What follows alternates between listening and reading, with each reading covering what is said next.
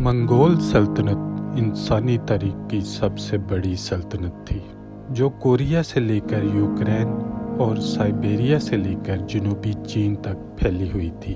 12वीं सदी में मंगोल सल्तनत के क़याम से कबल मंगोल मशरकी एशिया में कई कबीलों में बिखरे हुए थे, जिनकी सरबराही खान करते थे। ये लोग खाना बदोश थे, भेड़ बकरियों और मवेशियों को चराकर गुजारा करते थे। ये लोग खैमों में रहते थे और गर्मी और सर्दी में अपनी जगह तब्दील करते रहते थे। खाना बदोश औरतों के पास भी काफ़ी अथॉरिटी थी। तजारत, हिजरत और कबीले की रख रखाव की जिम्मेदारी इन्हीं औरतों के सुपुर्द थी, जबकि कबीले के मर्द जंग के माहिर हुआ करते थे।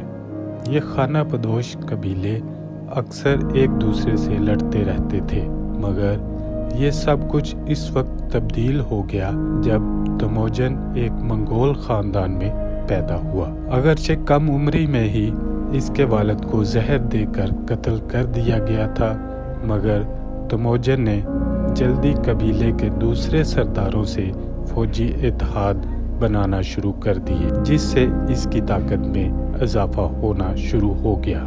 दूसरे खान्स की निस्बत इसने फौजियों को मेरिट पर तरक्की दी और माले गनीमत सब में बराबर तकसीम किया। इसका सबसे शानदार कदम ये था कि इसने फतह किए गए कबीलों को अपने फौजियों में तकसीम कर दिया, जिससे इसके खिलाफ बगावत के इम्कानात बिल्कुल ख़त्म हो गए। 1206 में तमोजन ने खाना बदोश कबीलों को अपनी सरदारी के नीचे इकट्ठा किया और ख़ुद चंगेज़ खान बन गया। मंगोल शीमानी थे।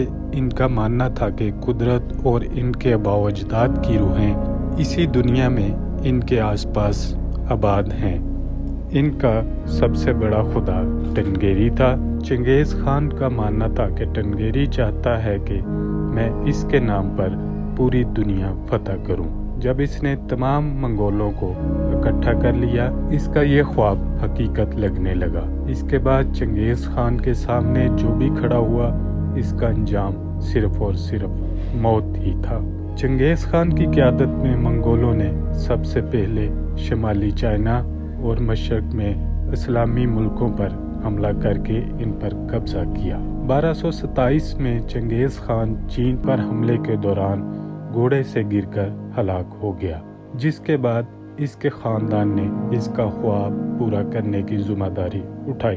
1230 में चंगेज़ खान के बेटों बेटियों ने वस्ती एशिया में तुर्कों और रूसी रियासतों को शिकस्त दी और इसके बाद उन्होंने यूरोप की दो बड़ी ताकतों को तबाह किया। 1279 तक मंगोलों ने जनूबी चाइना पर कब्जा किया। मंगोल सल्तनत में खूनरेजी और तबाही तो थी ही, मगर मंगोल जिस भी इलाके को फतह करते थे, इसकी जिम्मेदारी मकामी लोगों के सुपुर्द कर देते थे और ये मकामी लोग मंगोल रियासत के लिए काम करते थे।